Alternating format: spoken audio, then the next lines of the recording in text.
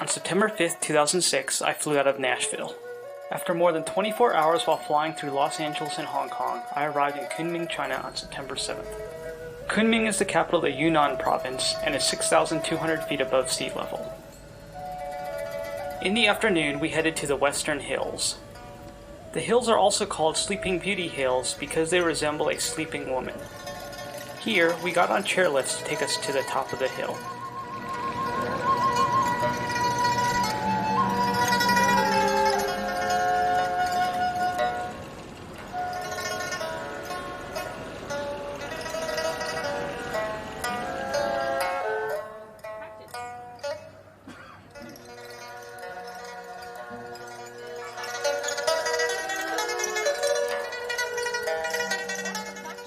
At the top of the Western Hills is Dragon Gate Grotto.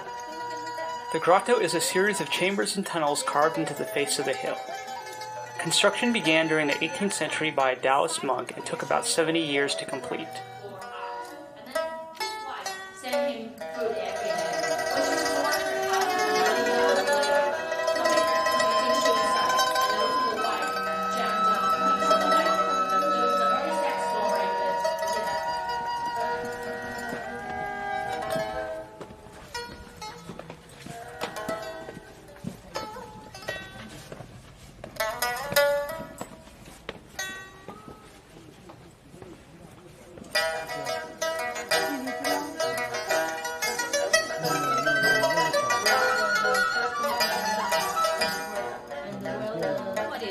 When he come back, the knife disappeared. And then, you just saw the baby buffalo was crying. And who was the protector of Taoism.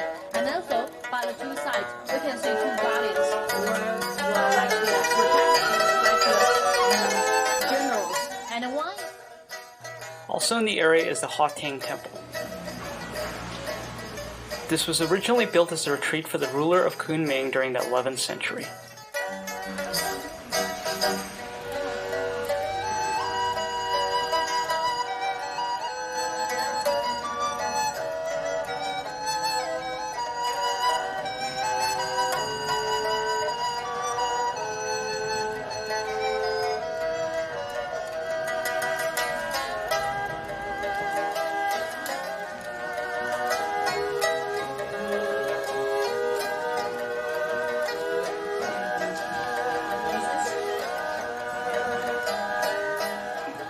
Since we had some extra time, we headed to one of Kunming's flower markets before heading back to the hotel.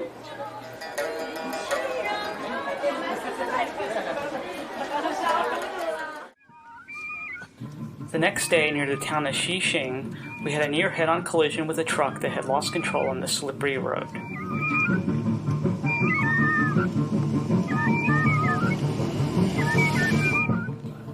Xixing, also known as Seven Star Village, is a traditional Sanyi village. The Sanyi are one of the Yi minority groups found in southwest China. They have their own language and are known for their embroidery work.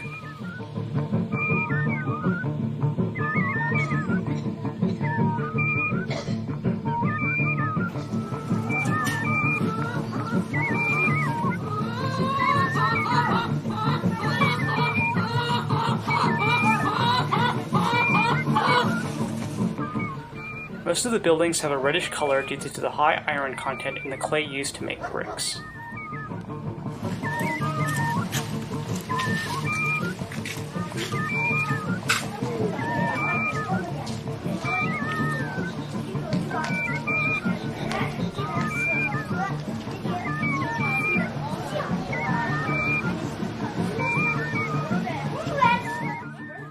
About 75 miles outside of Kunming is the Stone Forest. The Stone Forest, or Xilan, is the Yunnan province's most visited site. The area was underwater 270 million years ago. The so-called forest is filled with unusual limestone formations which also resemble a petrified forest.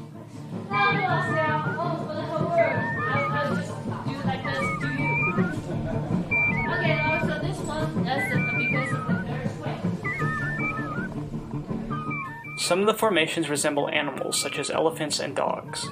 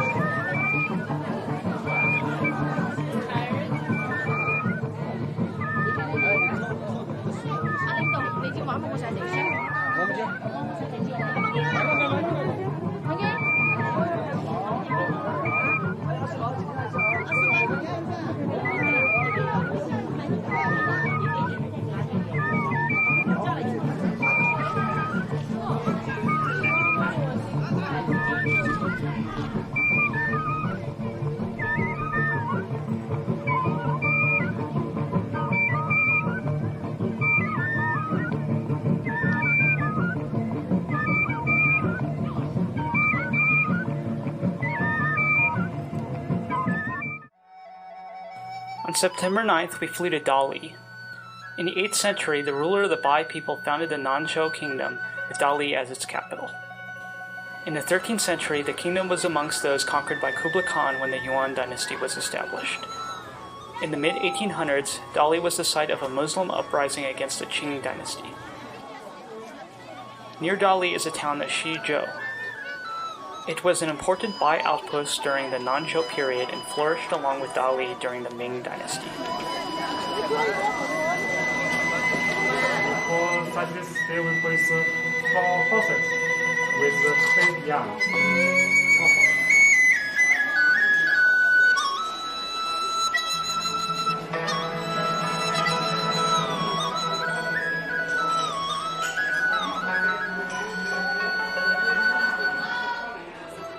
'While in Xizhou, we also saw a Bai minority dance show. At the show, we were served tea. The first cup was bitter, representing life's hardships. The second cup was sweet, representing life's joys. And the third cup was pungent, with a cinnamon ginger aftertaste. The Bai word for pungent sounds similar to their word for affection, and this last cup of tea is supposed to represent friendship.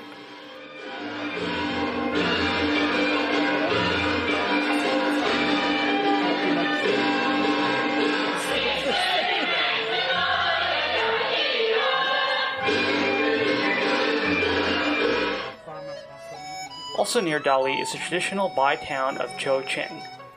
It is famous for its tie-dyed cloth making.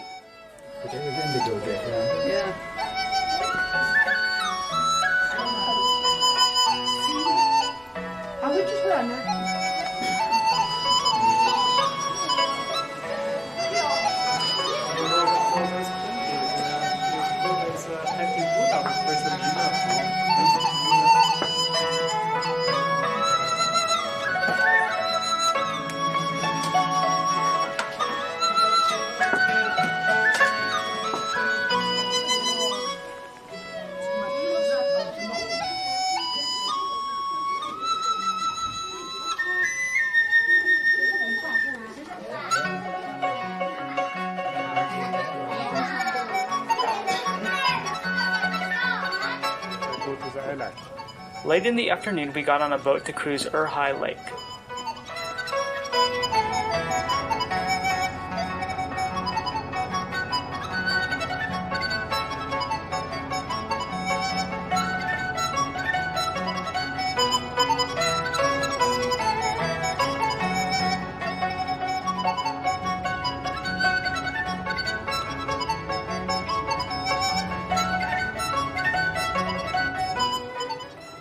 On Jinsou Isle, we visited a Bai minority fishing village.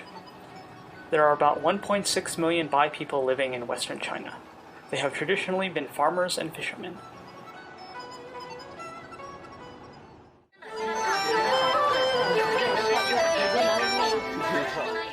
On September 10th, we visited San Ta, or the Three Pagodas, which are the symbol of Dali.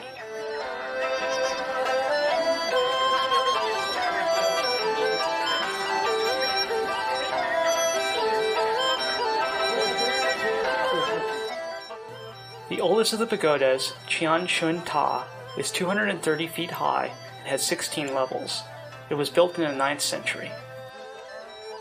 The smaller pagodas are 138 feet tall and were built in the 11th century.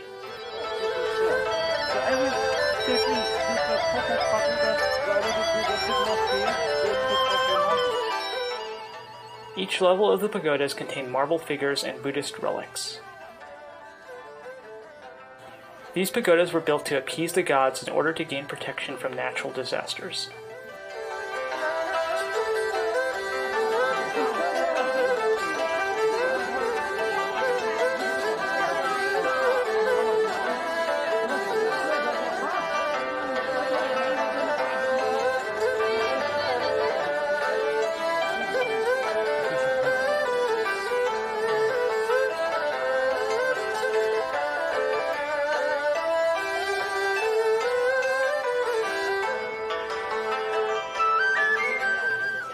After visiting the pagodas, we headed to Dali's Old Town.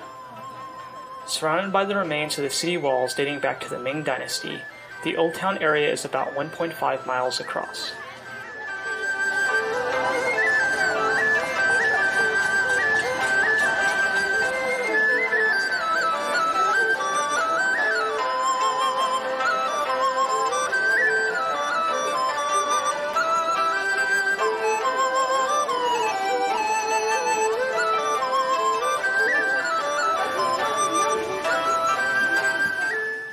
At around 11 o'clock, we left Dali and headed on a 3-hour drive to Lijiang.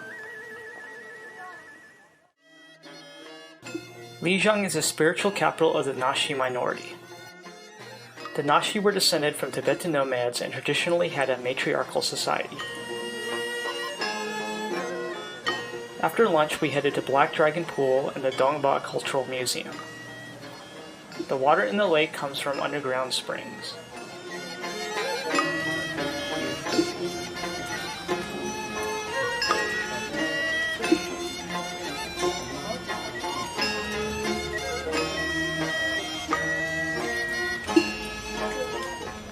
If the weather is good, there are excellent views of Jade Dragon Snow Mountain from Black Dragon Pool.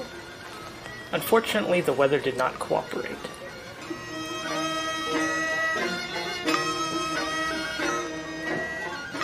We had dinner in Lijiang's Old Town. Afterwards, we went to the Dongba Palace to see the Naxi ancient dance and music performance.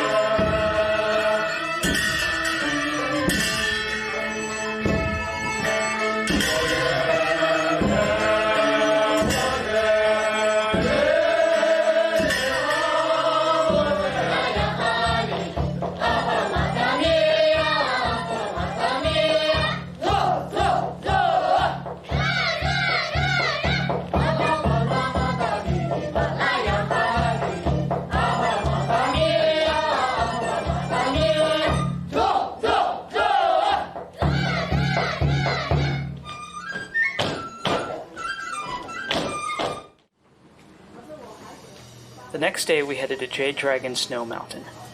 At its highest point, the mountain is 18,000 feet above sea level.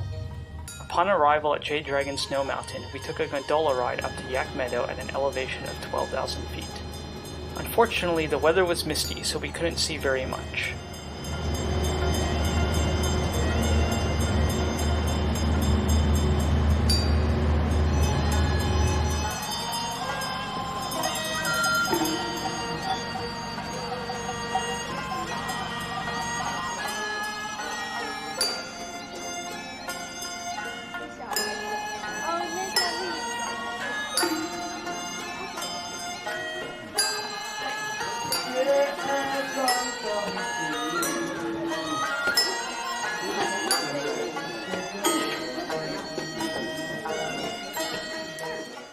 On our drive down from Jade Dragon Snow Mountain, we stopped by a glacier river to take pictures of yaks.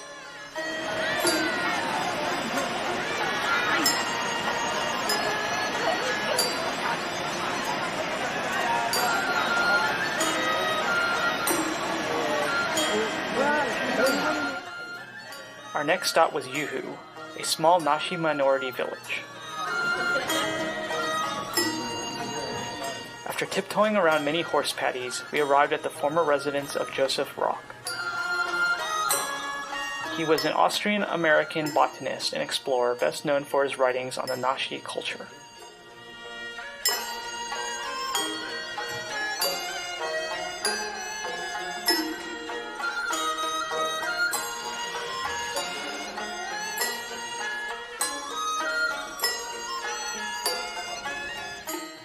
After leaving Yuhu, we stopped at the Yufeng Monastery.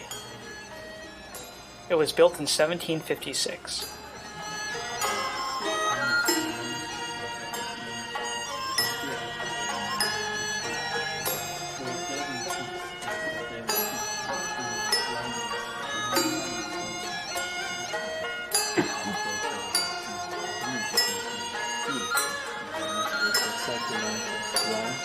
So we go inside with the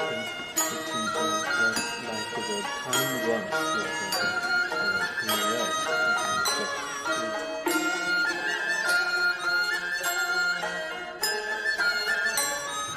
Yufeng Monastery's main attraction is the Camellia Tree of 10,000 blossoms. A monk risked his life to keep the tree alive during the Cultural Revolution.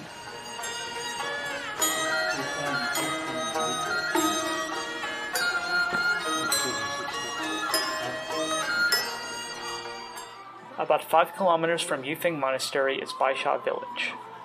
This town was the capital of the Nashi kingdom before the Mongol invasion of China.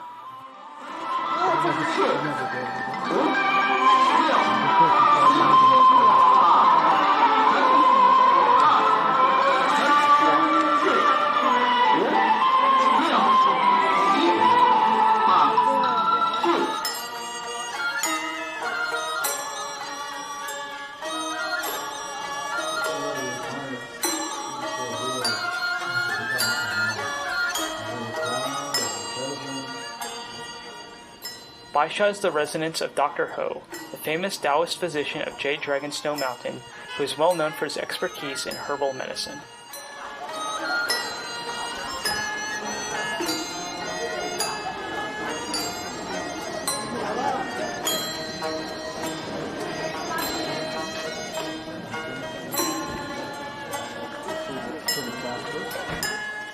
After leaving Baisha, we headed back to Lijiang. Lijiang's old town, Dayuan, was developed during the Ming Dynasty in the 14th century. It is one of China's best preserved urban centers and is a UNESCO World Heritage Site.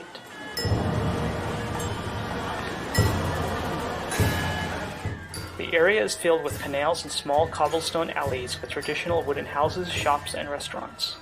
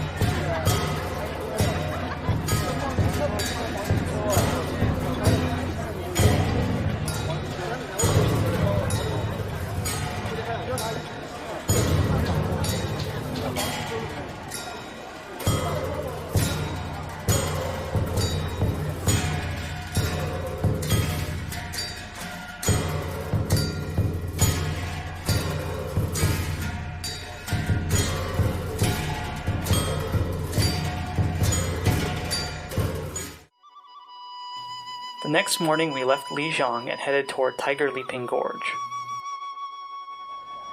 On the way we stopped by the village of Shigu, or Stone Drum, which stands at the first bend of the Yangtze River.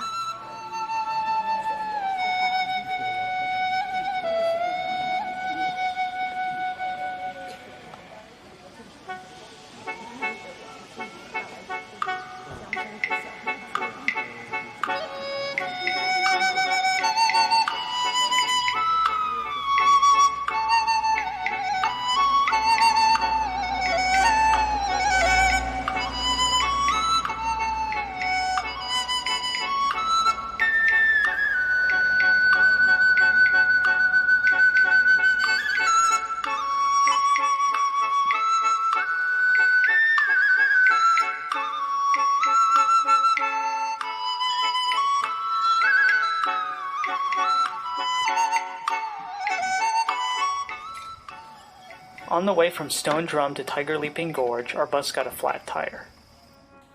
Because the lug nuts were stuck, our driver had to run to a nearby village to get help to change it. 珠宝堆一把老虎，是吧？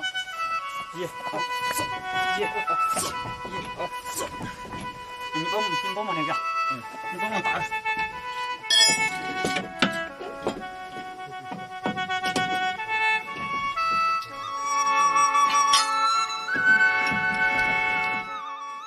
Situated along the Jinsha River, as the Upper Yangtze River is known, Tiger Leaping Gorge is one of the world's deepest river canyons.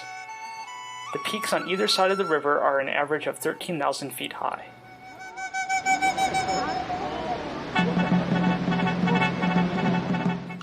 The gorge gets its name from a legend where a tiger jumped across the gorge at its narrowest point to escape from hunters.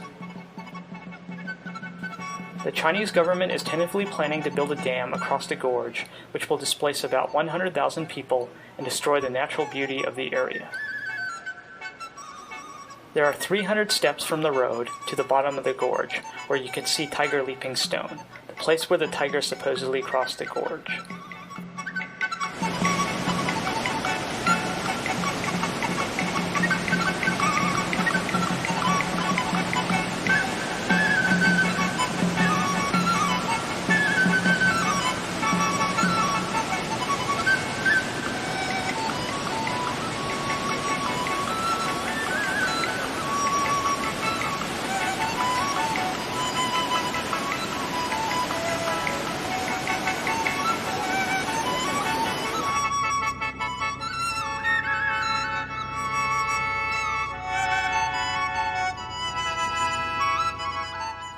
Two hours from Tiger Leaping Gorge is Zhongyan.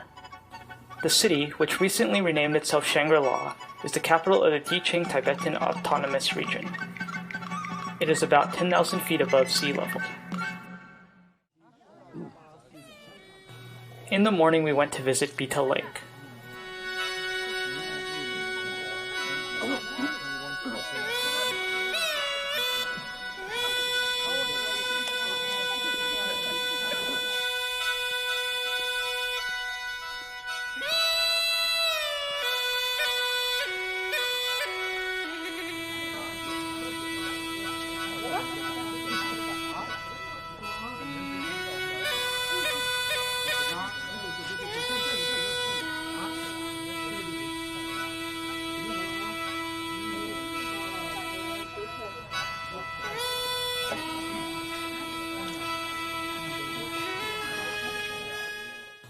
After lunch, we headed to the Gandan Zongzhenlin Monastery.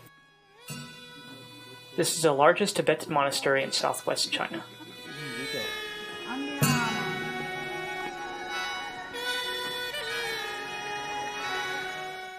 The locals call the main building in the monastery the Little Potala because it resembles the Potala Palace in Lhasa. It was built by the 5th Dalai Lama about 400 years ago.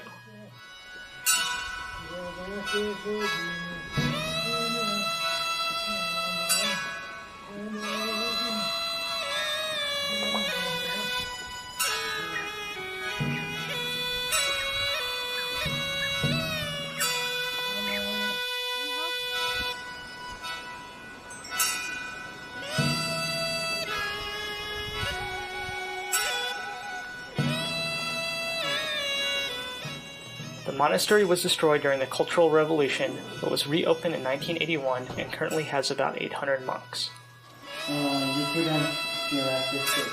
It's very traditional. It's very fun.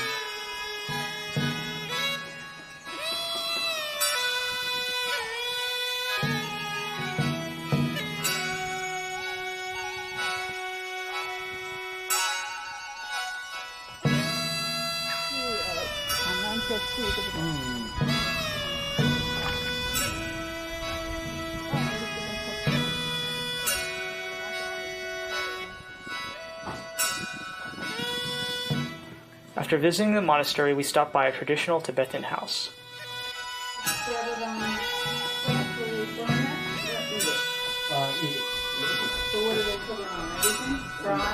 Yeah, and also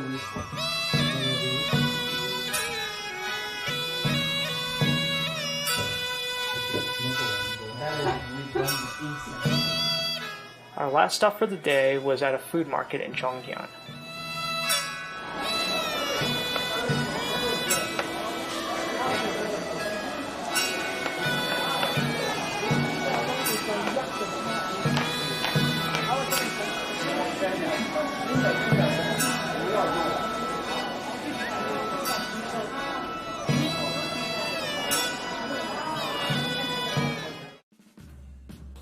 On September 14th, we flew to Lhasa, the capital of Tibet. At 12,000 feet above sea level, Lhasa is one of the highest cities in the world. Although native Tibetans would be happy to see photographs of the Dalai Lama, it is not recommended that you bring any in as the Chinese authorities will confiscate them. From Lhasa, we drove to Xitang, the Chinese administrative center in the Yarlung Tsangpo Valley. Along the way, our driver was caught speeding at a Tibetan speed trap.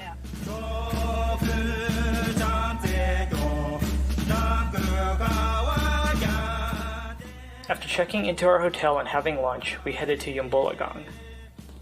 According to legend, the first Tibetan king, Nyen Trid Sempo, descended from the heavens at the site of Yambolagang Palace in the 2nd century BC.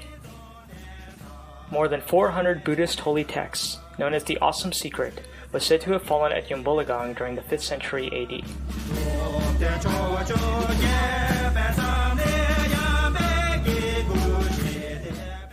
Except for myself and our guide, the rest of our tour group took horses up the steep hill.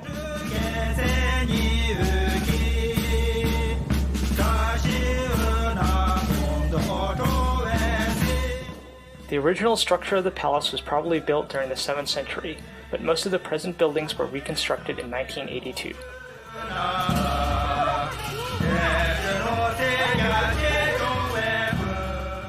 Prayer flags can be found throughout Tibet.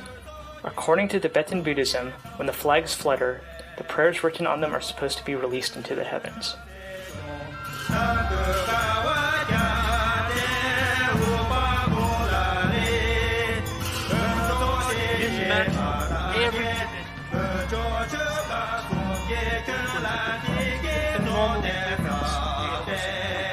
Normally we put it on the roof of the house as passes. We next visited Trandruk Monastery. This is one of the oldest monasteries in Tibet and was founded in the 7th century by King Songtsen Gampo. Trandruk is one of the demoness subduing temples and is supposed to pin down her left shoulder. The demoness's body is said to cover the entire Tibetan landscape. The monastery was badly damaged during the Cultural Revolution, but restoration work has been carried out since 1988.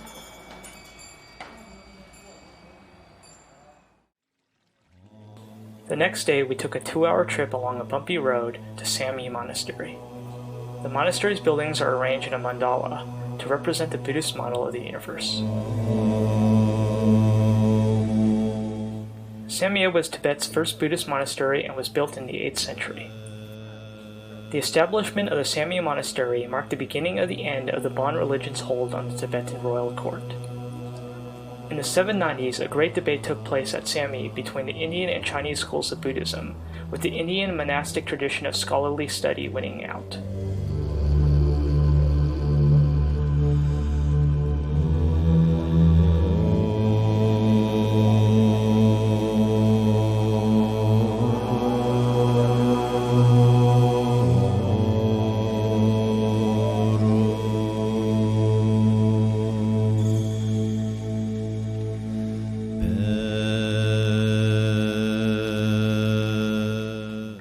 You are allowed to take pictures inside the buildings for about $18 and can take videos inside for about $180. Needless to say, I didn't shoot any video inside.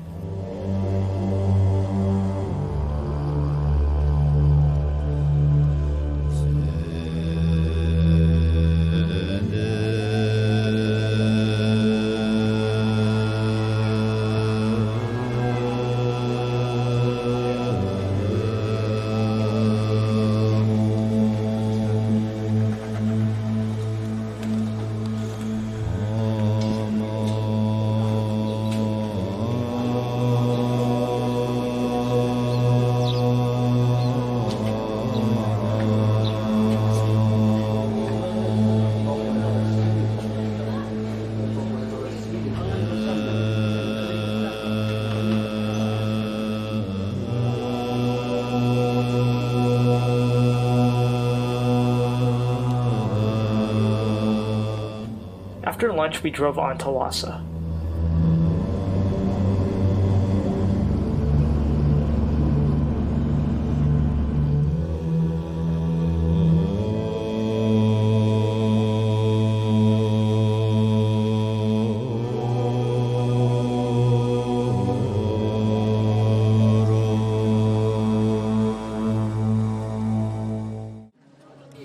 In the morning of our first full day in Lhasa, we headed to Barkor Square and the Zhongkang Temple. The square has been the scene of many protests and battles between Tibetans and Chinese. The Chinese takeover of Tibet has led to 1.2 million Tibetan deaths and the destruction of over 6,000 monasteries and nunneries. Ironically, there is a monument on the square that is inscribed with the terms of the Sino-Tibetan Treaty of 822, which guarantees mutual respect of the borders of both countries. The Zhongkang Temple was founded in 639 AD and is one of Tibet's holiest sites.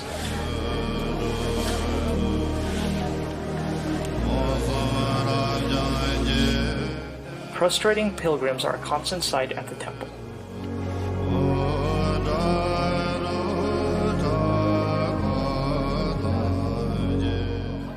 Zhongkang Temple was built to house an image of Buddha that was brought to Tibet by King Songstan Gampo's Nepali wife. His Chinese wife picked the location of this demoness subduing temple. It is supposed to mark the location of the female demon's heart.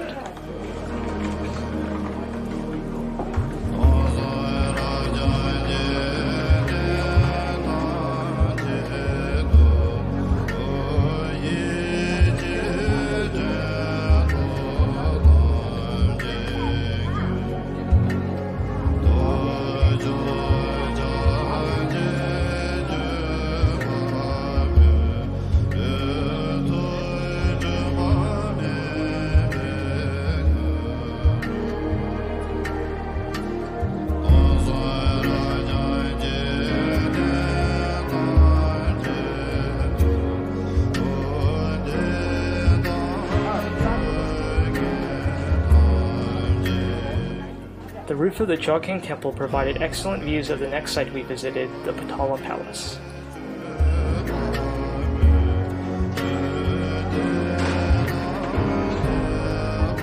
The Potala Palace was built on Lhasa's highest point, Marpo Hill.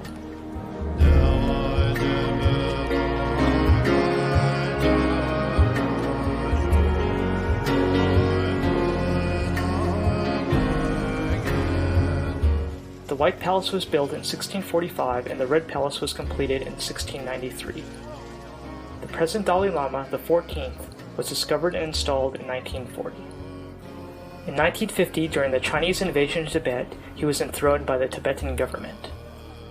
During the 1959 failed Tibetan uprising, the Dalai Lama fled to India, and the Potala Palace became a museum.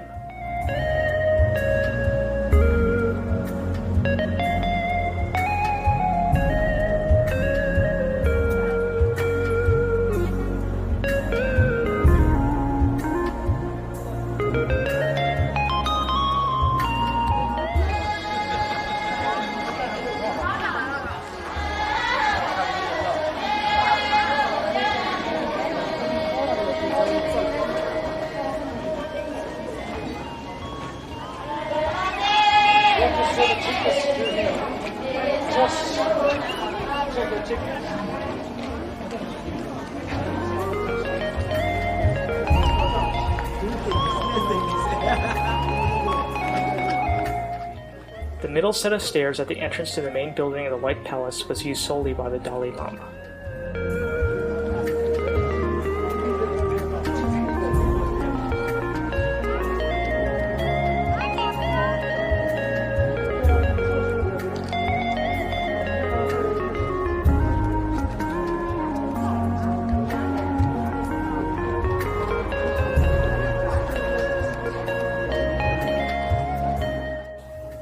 Picture taking is not permitted inside the Potala Palace, but postcards and picture books can be purchased.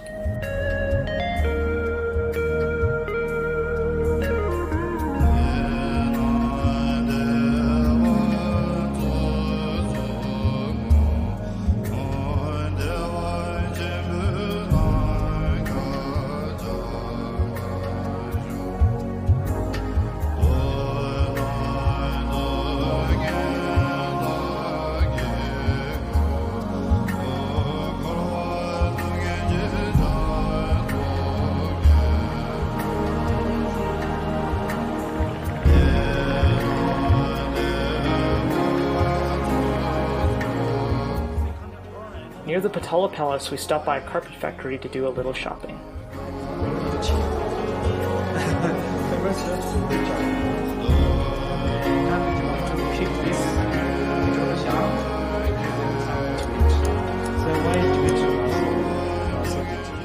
When we were done, we headed back to our hotel to rest.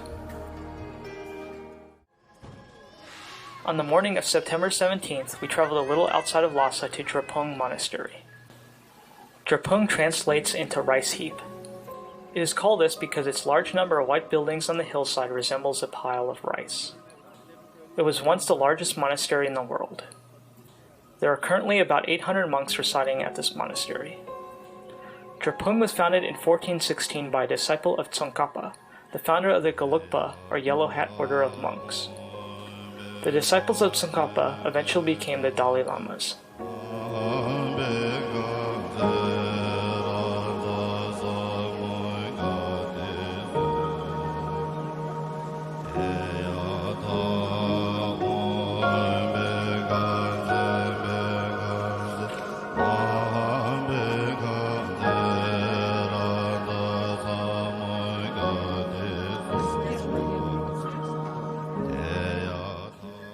The second Dalai Lama established the Ganden Palace at Drepung in 1530. It was the home of the Dalai Lamas until the fifth Dalai Lama built the Potala Palace.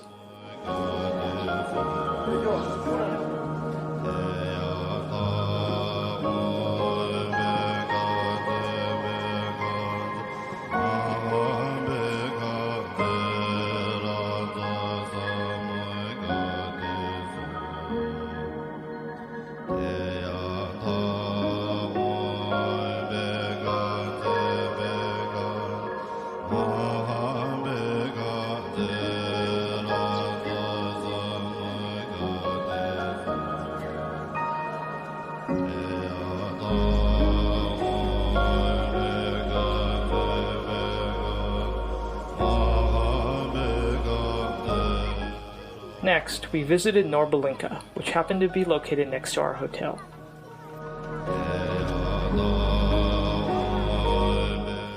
The Norbalinka was the summer palace of the Dalai Lamas. Most of the palace buildings were damaged by Chinese artillery during the 1959 uprising.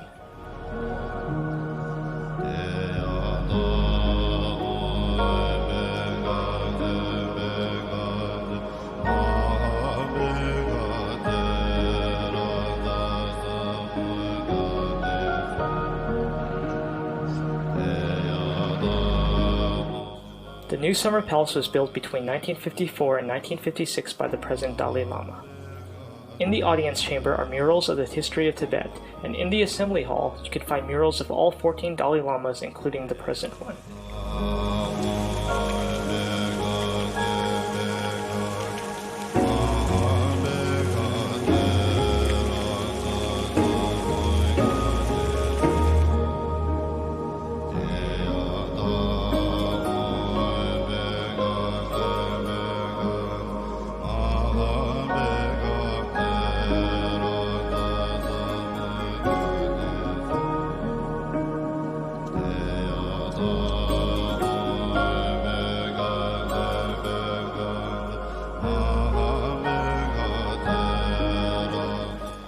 After lunch, we headed back to Barkhor Square to go shopping along Barkhor Street. Barkhor Street is a Kora, or pilgrimage circuit, that runs clockwise around Chowking Temple. Many of the buildings in the area date back from the 8th century. The Barkhor is known for its many market stalls selling religious trinkets and souvenirs, and for the smell of burning yak butter lamps and incense.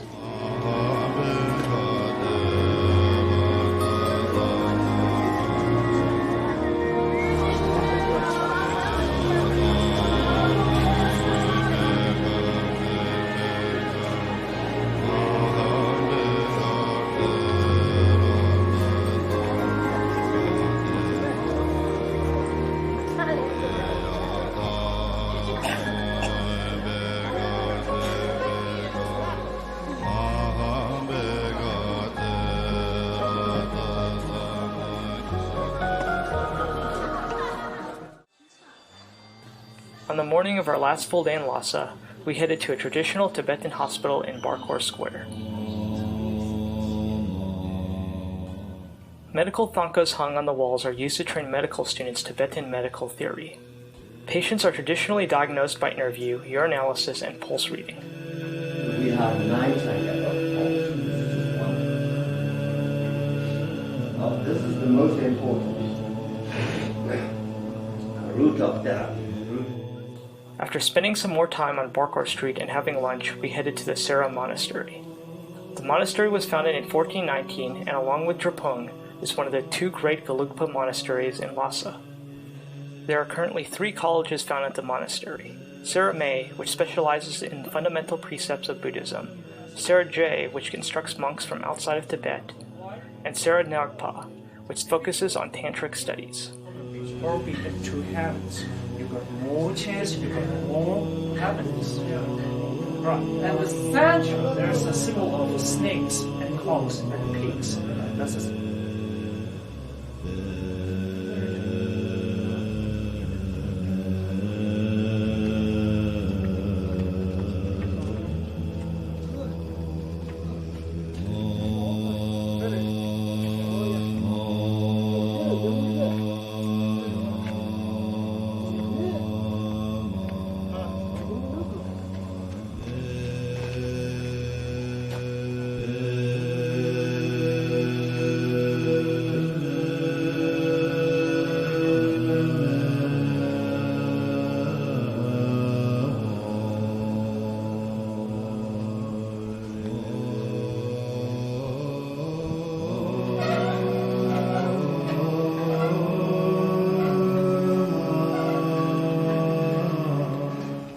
Next to the Sera Je College is a courtyard. Every day except for Sunday, between 3 p.m. and 5 p.m., the monks of Sera Monastery hold debates.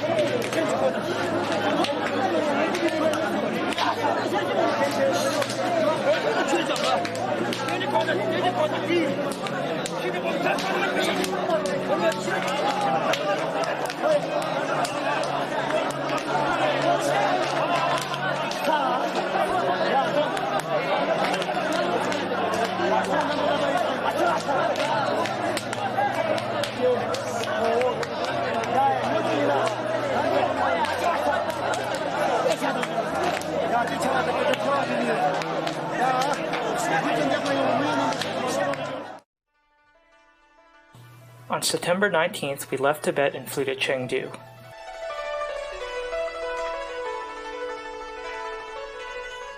Chengdu is the capital of China's Sichuan province and is known for its spicy food. It first became a capital during the Three Kingdoms period in 221 AD.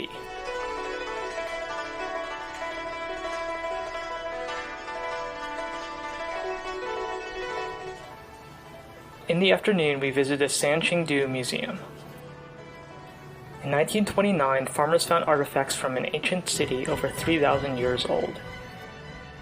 The city was part of the Shu Kingdom, which ruled the present-day Sichuan province from the 16th to 3rd century BC.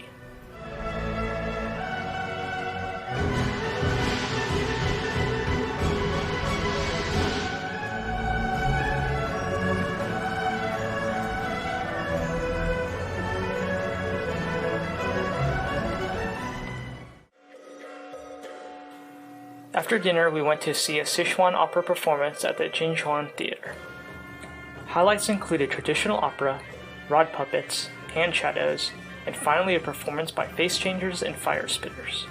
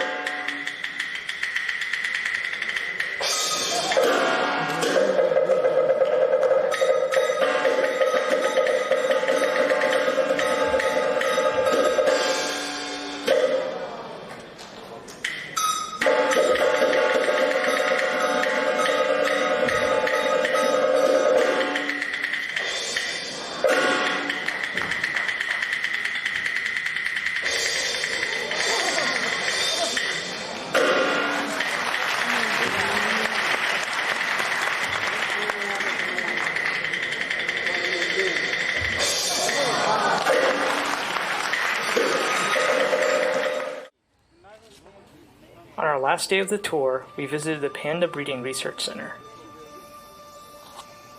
This breeding center was founded in 1987 and has bred and raised over 27 giant pandas. Giant pandas weigh in at about 440 pounds and eat between 35 and 65 pounds of bamboo a day. Pandas have a very brief mating season in the spring and are extremely picky about choosing a mate. There are only about 1,200 pandas in the wild today, and another 120 in zoos around the world.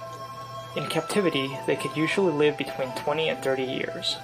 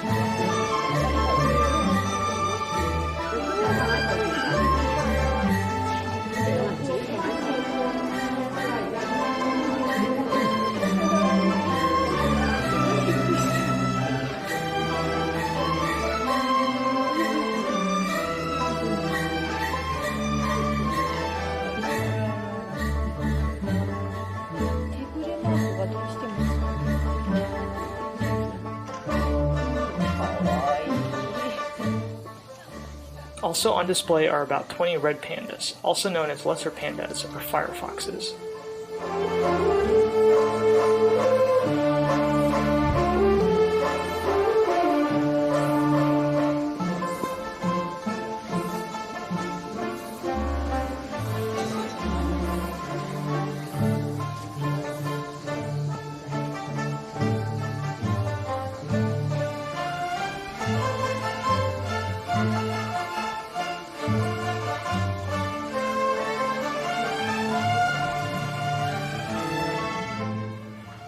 The last site we visited was a shoe brocade shop to see how silk brocades are woven.